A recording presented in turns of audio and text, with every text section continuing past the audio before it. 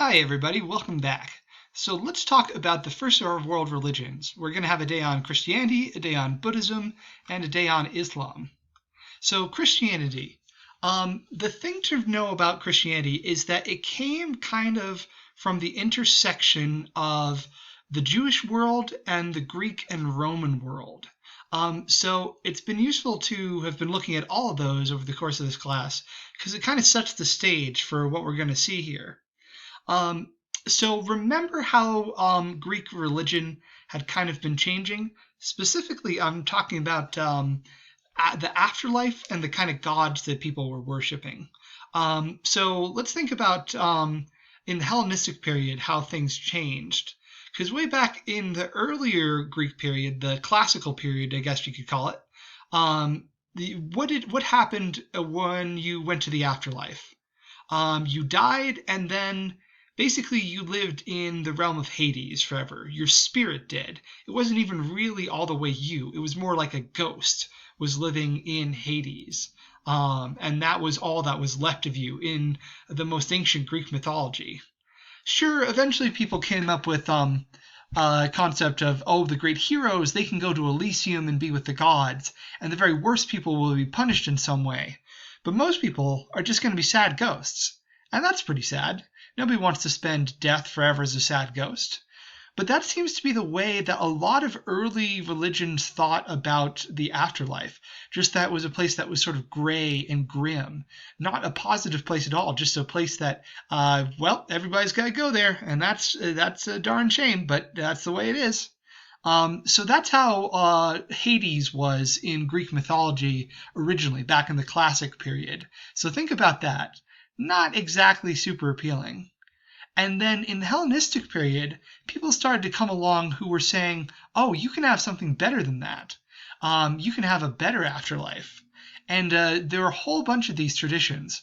One of them was the Eleusinian Mysteries of Demeter, where Demeter, just like her daughter Persephone went down into the underworld and came back again, you can be resurrected somehow in death and have some sort of life instead of death after you're gone. She's associated with grain, so she'll make food for you, and you'll just have a great time. And there was another one about Dionysus, the god of wine.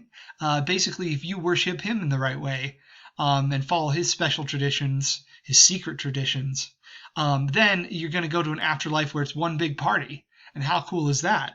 That sounds pretty appealing. So if it seems like people would have jumped very quickly to these new religions, they kind of did, because it was a pretty compelling idea to think that actually you could have a good afterlife. You just had to worship the right God in the right way.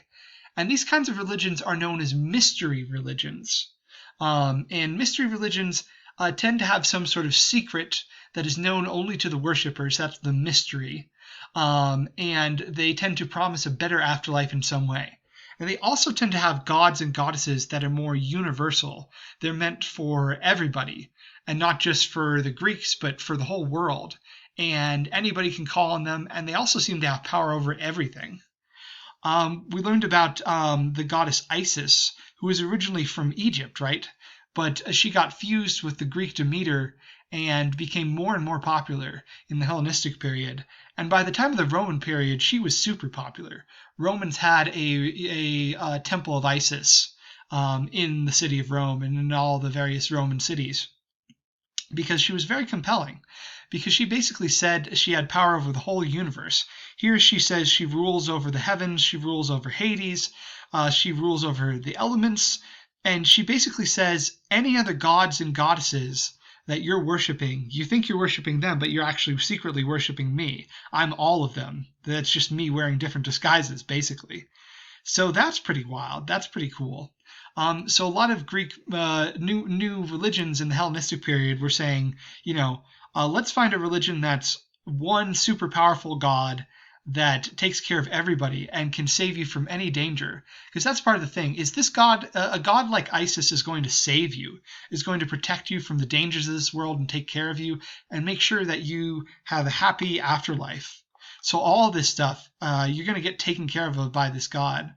And in a time as turbulent as the Hellenistic period, you would need somebody, you would want a god that you could call on anywhere for any problem who would protect you and take care of you. That was a really popular idea. And maybe you guys are seeing where we're going with this, maybe not. But let's think about how compelling that type of idea was. Oh yeah, we mentioned Dionysus as well. Maybe he can bring you back from the dead, or give you an afterlife that's kind of like bringing you back from the dead, in the same way as he brought his mother, Semele, back from the dead, who was originally blasted apart by Zeus by accident. So Dionysus is another one. And one I haven't mentioned yet, but who was very popular in Roman times, was a guy called Mithras. Mithras was he was originally connected to the Zoroastrian religion, but he kind of took on a life of his own.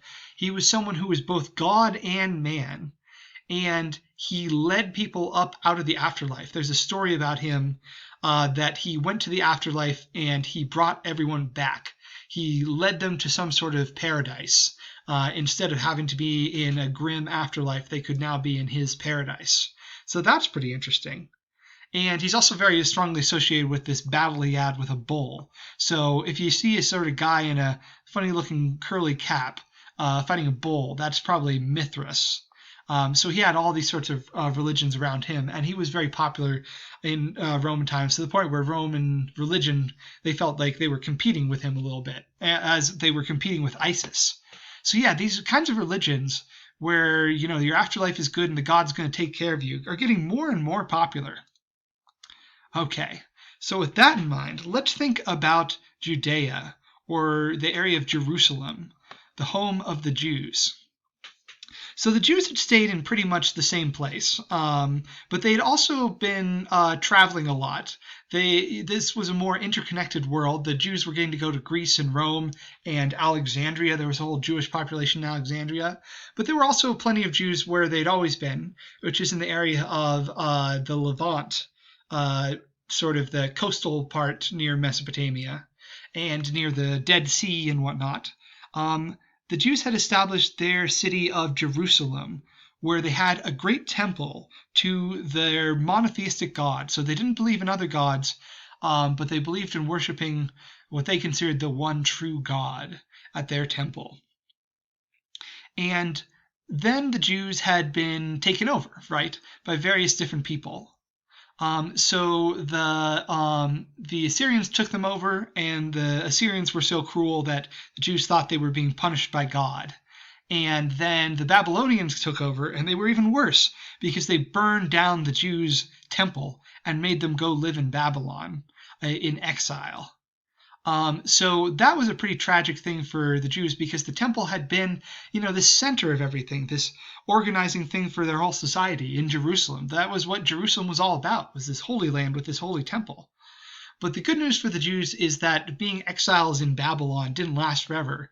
So they were able to come back home thanks to the Persians. So the Jews loved the Persians so much because the Persians let them come home and rebuild their temple. And that caused him to think that the king of the Persians, Cyrus, was maybe the Messiah, this figure who was going to come and save them, which I'm going to talk a bit more about in a second. But there were also people who still thought the Messiah was still on his way, because after the Jews were taken over by the Persians, then they were taken over by Alexander the Great, and thus the Seleucids. And then after that, they were taken over by the Romans. So the Romans took over, and under the Seleucids and the Romans, things got more tense because the Jews still had their temple, but there was becoming sort of a cultural clash. So here's an artist's reconstruction of the Second Temple of Jerusalem. This is their redone temple after the Persians let them rebuild it. And it was what it would have looked like in the time of the Romans. So this temple lasted from the year 515 to the year 70, right? 515 BC to 70 CE, or AD, which is right in Roman times. Maybe you can see where this is going. The Romans and the Jews did not 100% get along. because the Jews were always frustrated with other cultures not really letting them have their traditional religion. Other cultures would say, no, you got to worship our gods now, or you've got to pay these heavy taxes and these heavy fines and things like that. So there was a lot of tension. And eventually, some Jews started a rebellion in the year 70. So in the year 70, the Jews rebelled against Rome. They were trying to escape and become an independent Jewish nation, which is something that in modern times a lot of countries have done. But back in ancient times, it was not super successful, and the Romans came in and crushed them with their military power. Because if there's one thing that the Romans were known for, it was the sheer skill of their military. And so the Romans besieged Jerusalem and took it over. And as punishment for the Jews, they did a lot of things, including rounding up the ringleaders and having them killed. But also they destroyed the temple, and the Jews were not allowed to rebuild the temple. And this was one of the great tragic moments in Jewish history, that the Romans just utterly destroyed the temple. And after that, the Jews did not have a holy temple in Jerusalem until relatively modern times. In terms of, a fully fledged temple, there's still some various settlements, but this was the big famous temple. And it was a big sad moment. But what was really going on between the Romans and the Jews? Well, it seems like the emperors decided to kind of make them a little bit of a scapegoat. If you think back to how originally the emperors were just the family of Augustus, and then a new family took over and had to say, no, we're legitimate, we count. So that guy was Vespasian who did that and said, we're legitimate. And he did that by, building the amphitheater, also known as the Colosseum, stuff like that. But he also needed kind of a common enemy for the Romans to unite against. And so he and his sons fought back against the Jewish rebels and destroyed them very effectively. And in fact, if you go to the Arch of Titus today, Titus is one of the sons who was kind of a general in this battle. Titus's arch, if you look at the details, you can see the Romans carrying away all the loot that they got from Jerusalem, including a very famous menorah, which was already a part of Jewish religion. They took this holy golden menorah and, probably sold it off for treasure and then put that in their depiction of the great victory. And that's what a triumphal arch is all about, is showing this great victory that he had. This is sort of how Titus chose to display himself. So we may like him as an emperor or we might not, but the Jews certainly did not like him. But the weird thing is there were some positive Jewish-Roman relationships. Unlike the Seleucids who were trying to get the Jews to stop being Jewish, basically, the Romans didn't try to do that. They just got annoyed when the Jews tried to have a revolution. By the time of Rome, the Jewish holy book, the Torah, had been translated into Greek.